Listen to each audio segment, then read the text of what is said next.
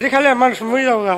এটা খাইলে মানুষের ভূমিকা এটা এটা লেভেলের মারার জন্য আর ওই জুসের খাক মারার জন্য সেটা করি আমি খেয়েছিলাম একটু মানে কি টেস্ট মজা কিনে দেখছি জুসের মতো। আমি কিভাবে বানাই এটা দেখিনি। 8টা থেকে 6টা পর্যন্ত করি, সন্ধ্যা পর্যন্ত করি আর কি। আর ওই রাতের বেলায়ও 2টা মানে সকাল 6টা পর্যন্ত থাকে।